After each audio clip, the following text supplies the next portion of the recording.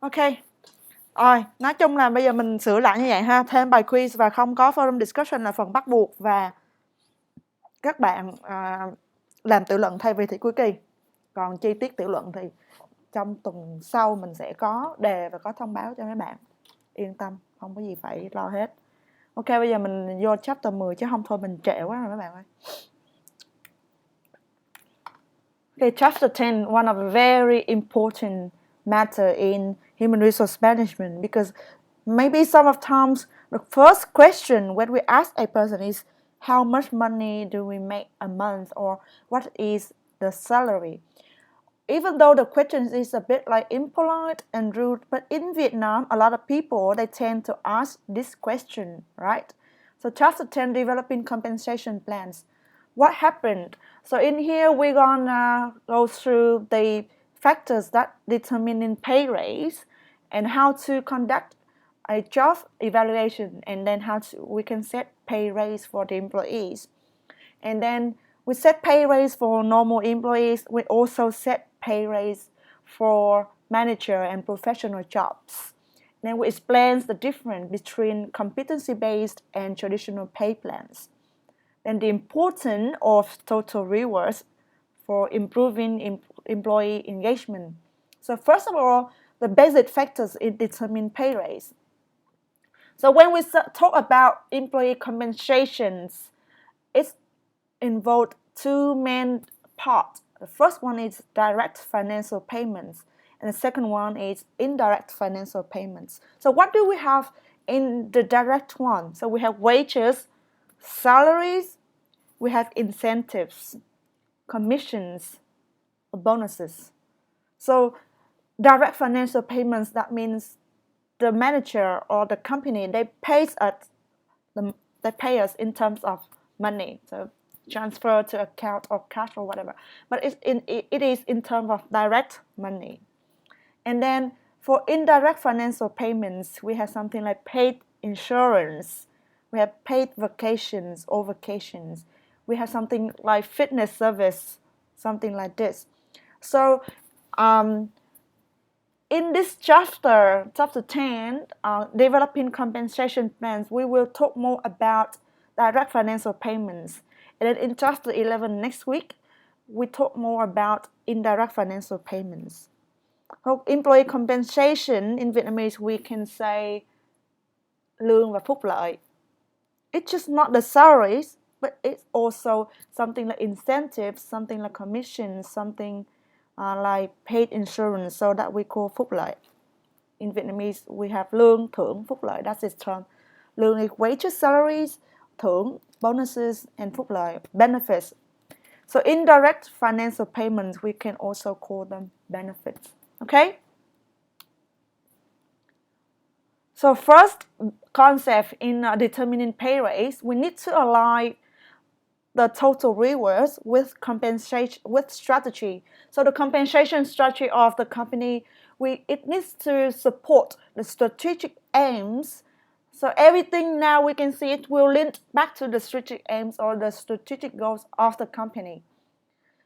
And for total rewards, it's just not about the compensation that we mentioned earlier. It's not just about the pays, the salaries, the benefits, but it's also about creating a job environment or challenging jobs for the employees and take care about their career development as well as recognition of their contribution to the organization.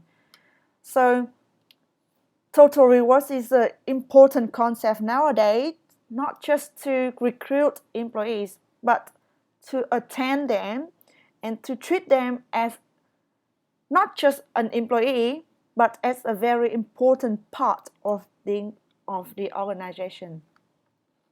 Những yếu tố mà quyết định tiền lương ha, thì nó có một cái khái niệm là total rewards, là khái niệm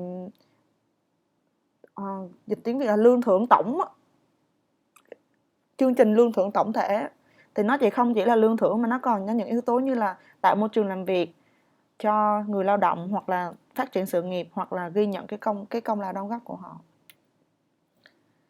Another very important concept of today's lecture is equity and its impact. Equity and its impact. Equity theory of motivation. Lý thuyết động viên. Equity theory of motivation. It means that people, we are motivated to maintain a balance between what we perceive as contributions and their rewards. So it means when we contribute something and we think it is fair or not compared to the rewards, if it's fair, we are motivated. But if it's unfair, if we think it's unfair, we are demotivated. So equity theory of motivation, it means we motivated by the perception that what we contribute deserve the reward, or what we receive is what we contribute. So if we see there is a balance, we are happy to do the job and motivated. If we're not happy. There are 4 types of equity. One is external equity, when we compare the pay to other companies for the similar positions. Let's say company A, the employee of company A, he compares his salary to another person with a similar position in company B. So it's called we compare external equity. Internal, on the other hand, internal equity, if we compare the pay with other jobs, but within the same company. So I am an employee, I am a team member of marketing, and then I can compare my pay to another marketing member. And the third one, individual equity, is the fairness of the one individual pay compared to their co-workers or their colleagues or their peer in very, very similar jobs within the company based on the performance. So in internal equity, they can compare with jobs in other area, other departments, but with individual equity, normally there are similar jobs.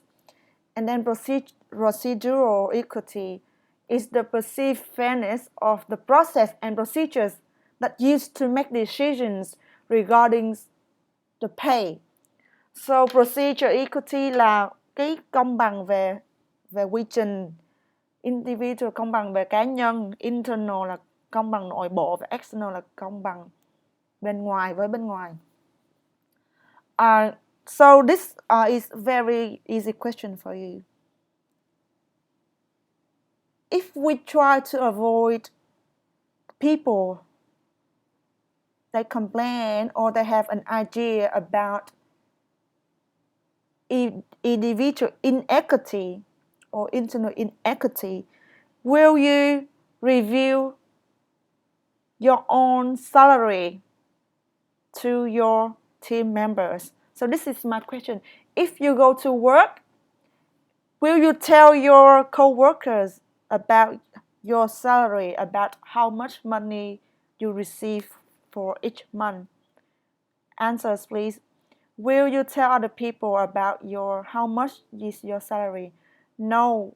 Why? Can anyone give me an explanation why? Why is that?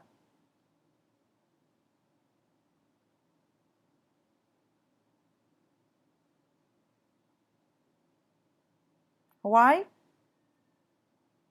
Okay, think about that and then you can answer me later. Why you don't want to review your salary to other co-workers, okay? So 4 of these equities, then we can have some solution to address equity issues.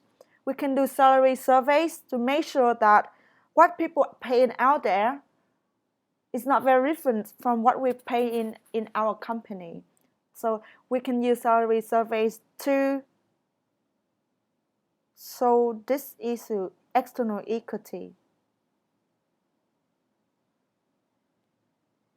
Yes, okay. Được tiền nặng tiền lương, yes. And then we can use job analysis and job comparisons to solve the issue of internal inequity, okay? and then performance appraisal to deal with individual inequity, and some other measures like incentive pay strategies as well. And for this procedural equity, we can use this communications, grievance mechanism, and employees participation. Of course, to deal with the procedures, to make sure that people are happy with the procedure of how they pay and why they pay, we need to communicate. We need to participate them. So we need to like appreciate the ideas, and if they think that they are underpaid or for some reason, we have to listen to them. Not just like, hey, this is what you get, that's it, no more.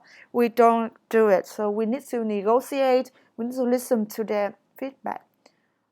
Anyone know what does this mean, grievance mechanism? Vietnamese meaning of this term, grievance mechanism.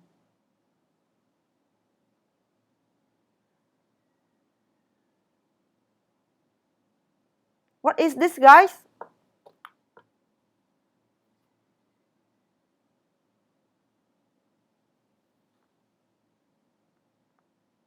Đức Anh, where are you? What is grievance mechanism?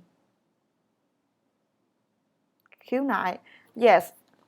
Cơ chế khiếu nại ha, khiếu nại nhưng mà cơ chế khiếu nại. Okay. So remember the equity, that because the fairness, equity is basically about the fairness of what the employees perceive between what they contribute and what they are rewarded. And from the next slide, legal considerations on exempt and non-exempt job titles, and how to determine exempt or non-exempt, exempt or non-exempt job. Some legal considerations like this. This is more like US legal system. So if you have time, you can read it in your own time. We're not going through those slides in this lecture today. We can go to this slide. What are the factors that can affect the pay raise in the company? First is the union influence. As we all know, maybe as we may know, the union role is to protect the rights of the employees. So they always try to negotiate better terms for us. So they have an influence on, for example, what is the minimum wage of the employees. They can negotiate that with the employer and with the government to come up with a number. And something like what is the overtime something. So labor union in Vietnam, yes, they protect the rights of employees, and they can negotiate on something about the compensations. And in Vietnam, we have this term collective labor agreement, thỏa ước lao động tập thể. So công đoàn ở Việt Nam có một cái yếu tố gọi là thỏa ước lao động tập thể. Đây là cái thỏa ước quy định giữa người lao động và người thuê mướn lao động. Và khi cái thỏa ước này được ký thì nó sẽ được gửi lên cho công đoàn. Và công đoàn sẽ là người xem thử cái thỏa ước này có được thực hiện một cách đúng như là nó nói hay không. Okay. So công đoàn là bảo vệ lợi ích hợp pháp của người lao động ha. And pay policies. So now class, do you think that we should pay for seniority or for performance? Let's say if someone working for the company for 10 years, we should pay them more, or for their long-term working at the company, or we should pay them more for their performance. If you were the manager, will you pay for long-term employee higher because of their long-term employment? Yes. maybe it's a yes, but how about a young employee who just comes to the company, but the performance is very good? Will you pay them the same as you pay for the senior staff?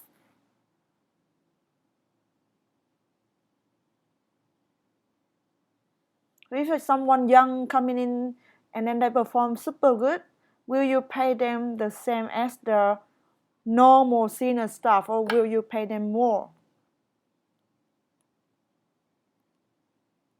What is your answers for this?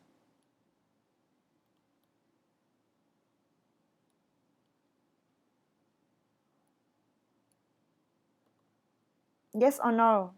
Will you pay more for a young employee perform really well rather than a long-term employee perform not so well?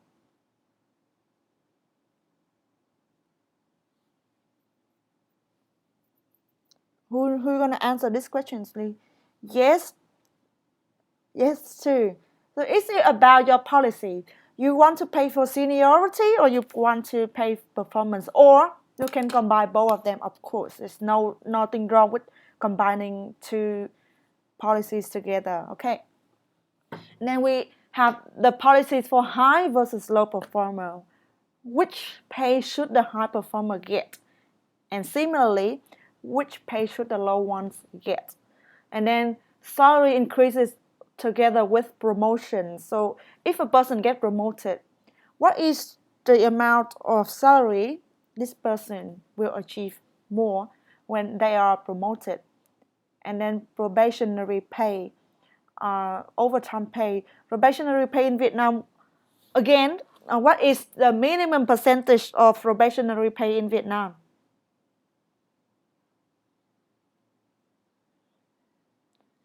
Tỷ lệ trả tiền lương thử việc thấp nhất ở Việt Nam là bao nhiêu phần trăm?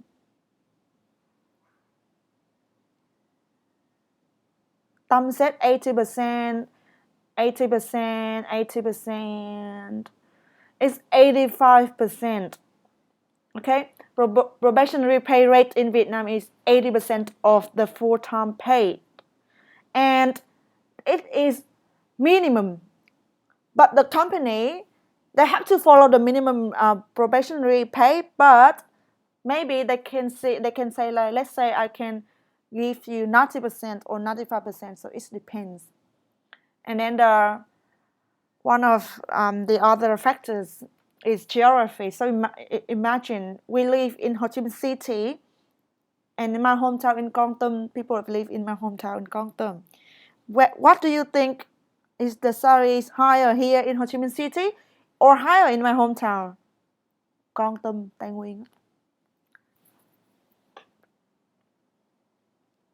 So the people who work in Ho Chi Minh receive higher salary or lower salary than the people who work in my hometown or your hometown?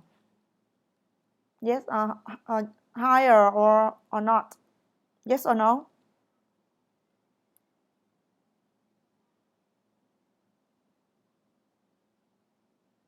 It's a very simple question. It's definitely a yes, right? Because of the cost of living in Ho Chi Minh much higher, and also we think about if someone we send our worker to work overseas, maybe the pay rate must be higher because they move to another country and they need something like relocation cost, the cost to relocate to another place, and something like settlement cost for them to settle their life when they work in the country. Okay, can you still hear me clearly so far?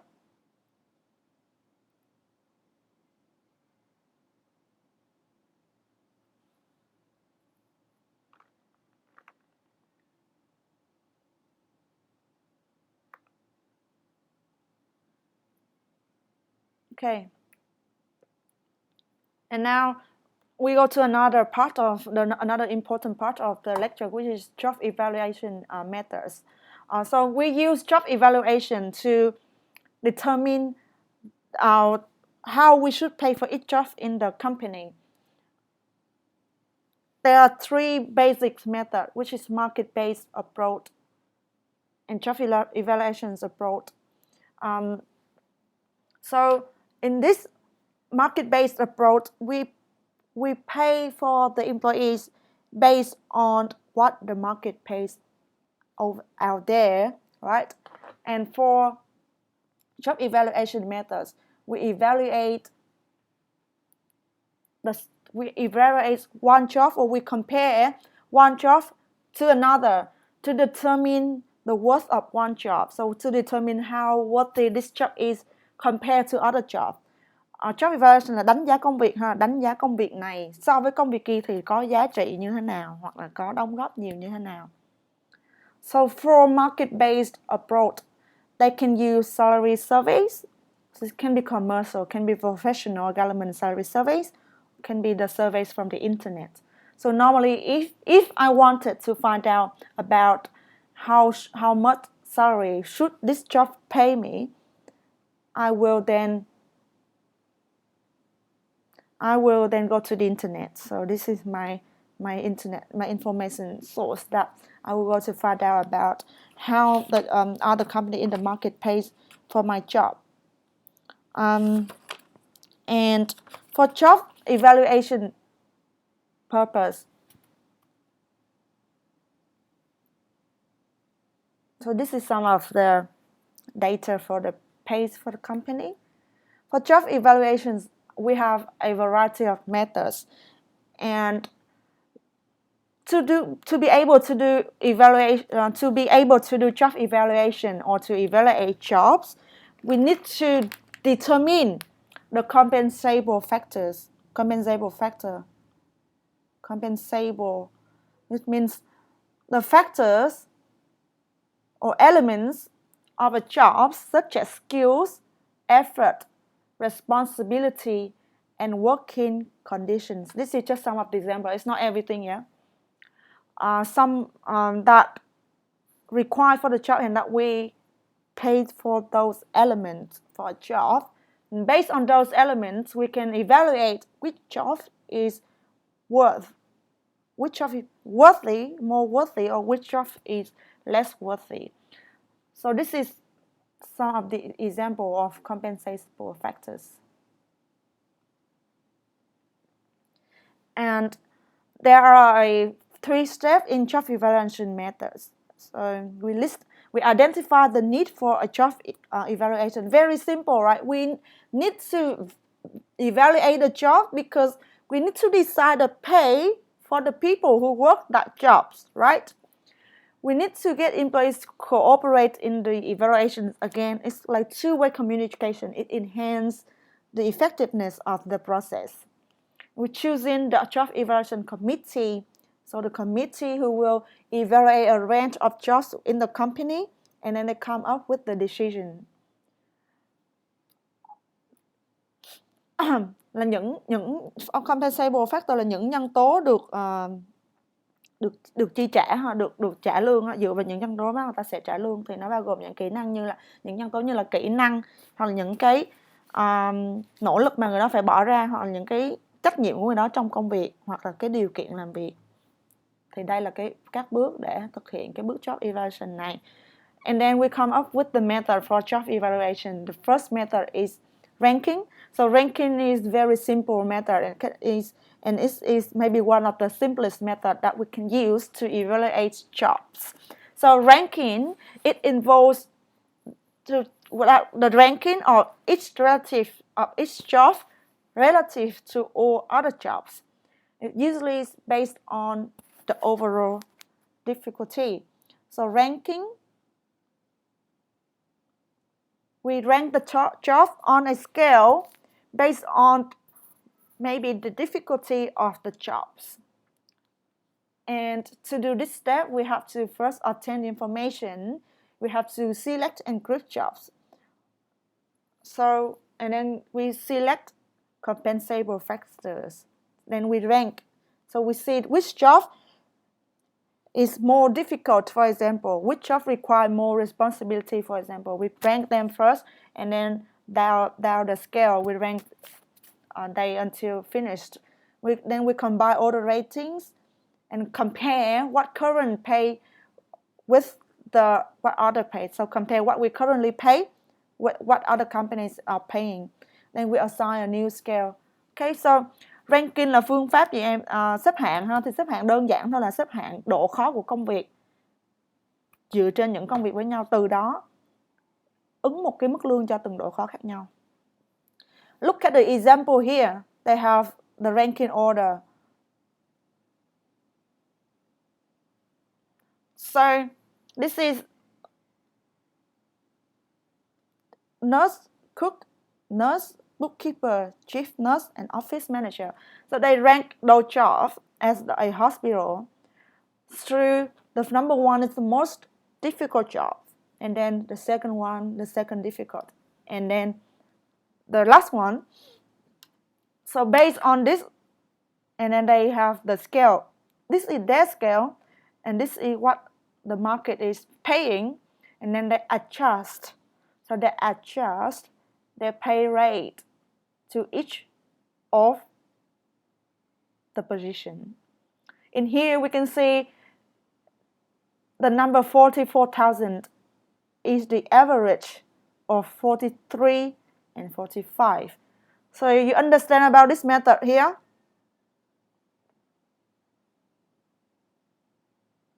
Yes. The next method is job classification, or we can say job grading. Job classification is basically we categorize jobs into groups. So we put jobs into groups, and for the jobs in one group, we pay them similar amount.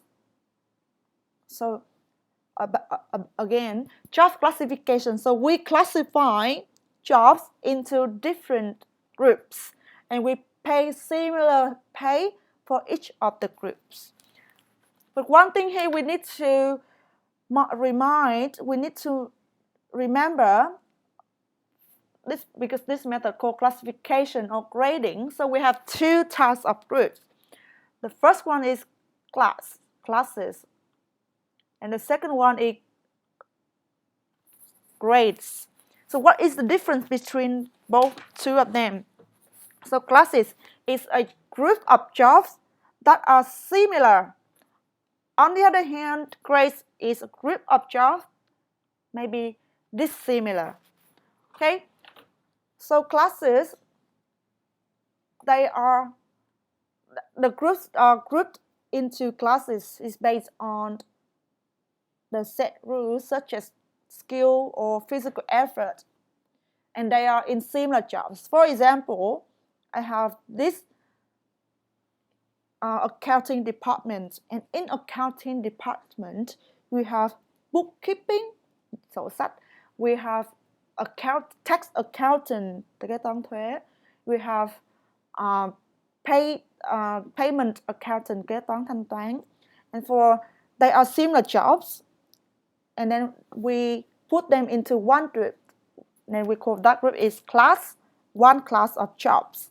But maybe in the grade system, I have this similar job, something like marketing and accounting, something like here secretaries and mechanics. Secretaries, thư ký, and mechanics, thợ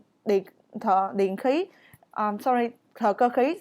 It's very, very different jobs, but based on the compensable factors listed, we can put them into one grade, and they pay similar. So now you understand the difference between classes and grades, right? Yes?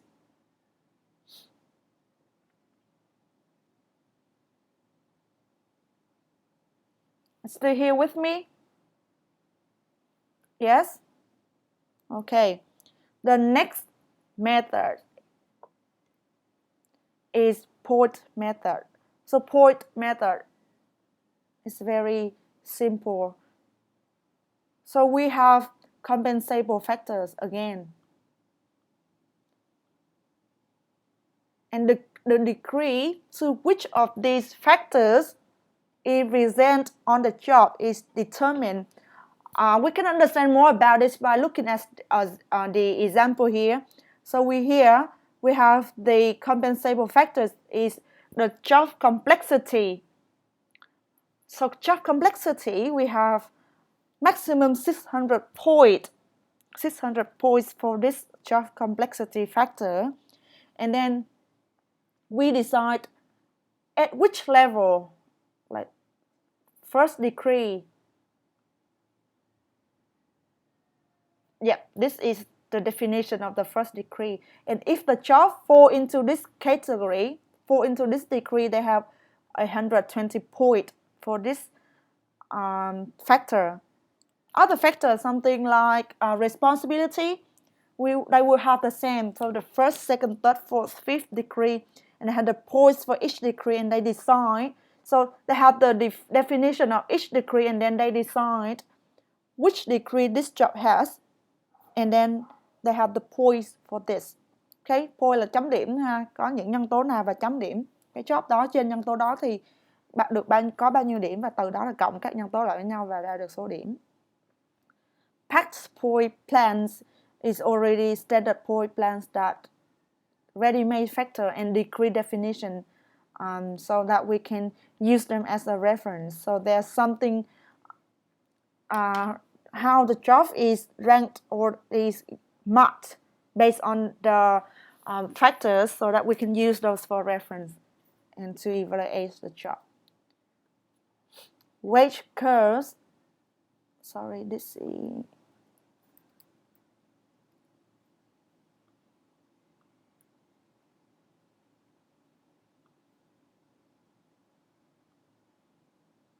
Wage curve, so shows the relationship between the value of the job and the average wage pay for the job.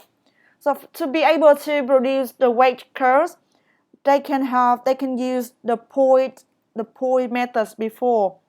Okay, and then this is the pay rate for the job, and this is the points that the job get. So they will draw a line. Sorry. They will draw a line along here to see if the relationship between the points of the job and then what it is paid. So there's something like this we can see that is outliner. Outliner is like maybe some pay rates will fall off the curve. It's not in the curve. Okay, and for another definition, the pay grades is comprised of jobs of approximately equal difficulty, but they may be very dissimilar from each other, like we mentioned earlier. But however, in reality, this is maybe they use a lot of this here, what we call rate ranges, and the weight structure. So they have a vertical pay rate like this for each of the pay grades, and then they have a range. This is the range in which the pay can fall in. So not like this, only one line, and it needs to be specific, this point and this point, but this one, it is within a range. So in this range, look at here, we look at the diagram from vertical. So look at here.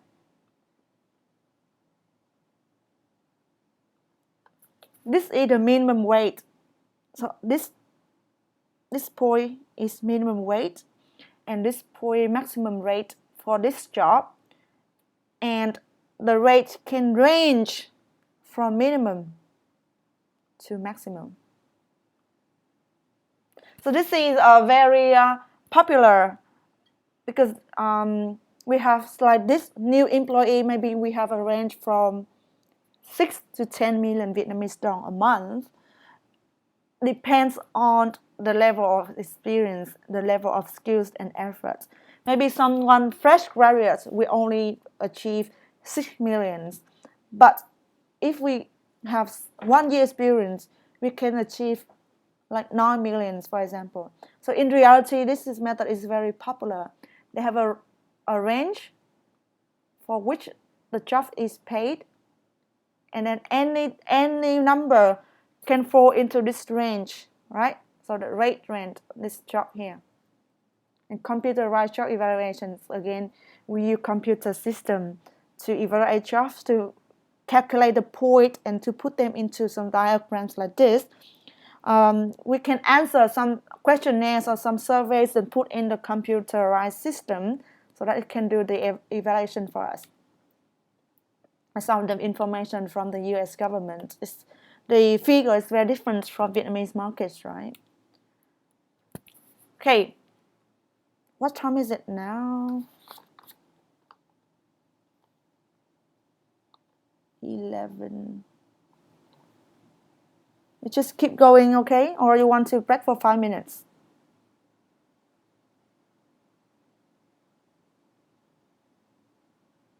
Yes mean keep going or 5 minutes break? I'll give you two choices. You say yes, I don't know which one. Keep going, okay? Oh, sorry. Okay, so what we talk about, what we cover so far in the course for the PACE is for normal employees. So how about for managerial and professional jobs? I would say it's pretty much similar, but the way we decide the compensable factors are maybe different, and the purpose of the purpose of the process that we're pricing managerials and professional jobs is more than the pay purposes. So we pay them just not to make them happy with the pay, but we pay them for something else. So let's find out. So developing compensation plans for managers and professionals, like I told you before, very similar in the normal compared to normal employees, and they also have compensable factors, but those factors may be different. So this is the example for you. Decision making. So do you think a cleaner, for a cleaner, do you think decision making is essential?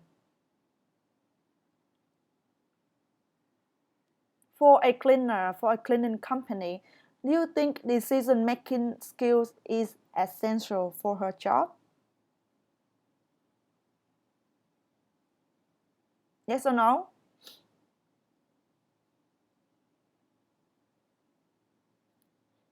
No, thank you, Thảo. And for a manager, do you think it's a yes?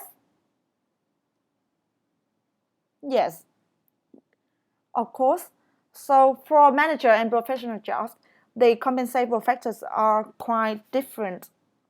Let's say decision making, analytical thinking, strategic planning, or managing people, or we have other concepts like span of control. How many people under the management of this person? So the more people he manage, right, the more he get paid. You cannot pay less for more people they manage. You cannot pay less for the more responsibility they have for the job. And for those factors like for those factors like decision making or strategic planning skill, it is harder to quantify. So remember, so that is the job, the pay for managers or professional jobs. It is harder to quantify, and we can say it is more about the performance rather than the working conditions. So remember, it is harder to quantify, and it's more about the performance, how they perform, but not really about the working conditions. Okay? And there are 4 elements when it comes to decide the pay for managers or professional jobs.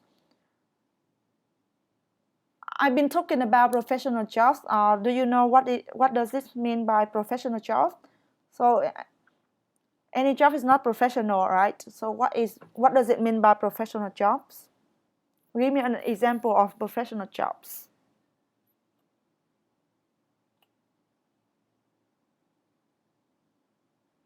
việc gì là cái việc professional mà việc gì là không professional, hay là việc nào cũng là professional. So give me an example of a professional job.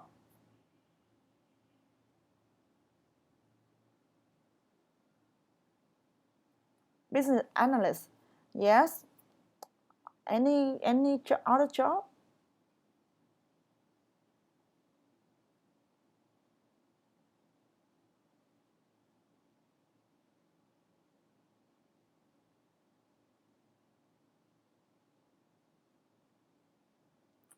Something like doctor, right? Engineering, those are professional jobs. And for some jobs like that, we have to think carefully how we can compensate them. Manager, yes, managers. In here we have managerial and professional jobs. That means managers in general terms, and then other professional jobs, maybe they are not managers. Okay. Now back to the elements, the four elements of the pay for those positions. So we have base pay. So what is the fixed salary and what is the guaranteed bonuses? So for bonuses, for to attract, to motivate, and to retain good managers, we maybe should have a guaranteed bonuses. So no matter what they do, they can have this guaranteed bonus at the end of the year, maybe. Not just like, okay, this is a fixed salary and that's it. Not very attractive to the manager, right? Then we have short-term incentive. We can have cash or stock bonuses. So some company, they sell their stock at a very good price for their employees. And then for long-term incentives, we can have something like stock options to motivate the manager to drive up our business to have a better stock prices. Stock option is one of the definition in finance. So when we have the trading market, and then we have those options to trade. And executive benefit and perks là những cái lợi ích về mặt của người quản lý ha. So they can have extra or supplemental or extra retirement pension plans. They can have extra health insurance or life insurance. So you can see here, to decide the pay for the managers and professional jobs, we have to take into consideration more elements for the pay. So the ultimate purpose of this is to attract and motivate and retain those good managers. It is very difficult to have a good manager. Maybe it's even more difficult to retain the managers, stay with the company for a long term. You can say the CEO of GoVid, I think they changed a couple of times during last year. So GoVid CEO, they changes. And when one CEO is replaced, they need to build a culture. They need to take a long time to get everything back on track. Okay? And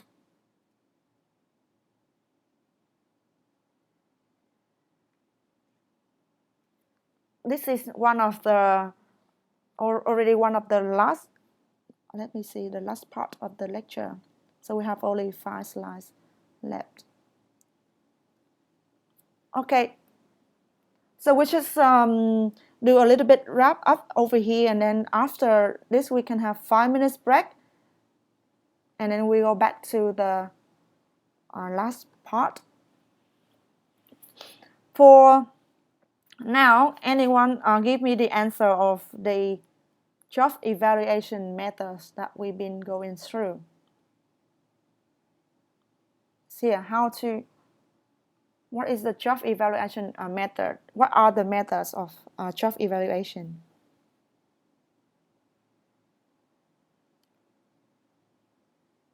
I can say in Vietnamese, xếp hạng. So what is in English?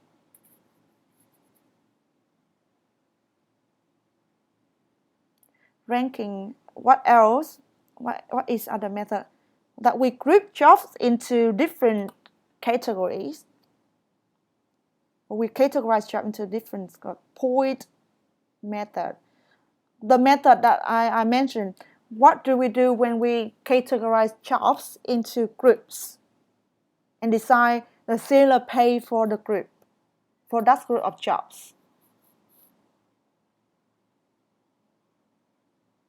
Classes and grades. Yes, we can say job classification or job grading. Okay, you can go back to those slides. Here we go.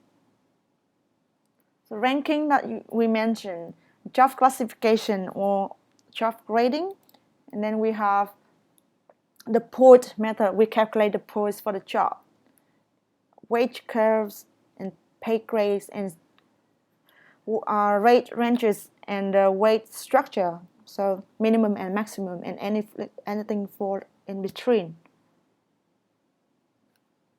And this is we just go through how we can evaluate the job of managers or professional jobs. That is more complicated and it's harder to do it. But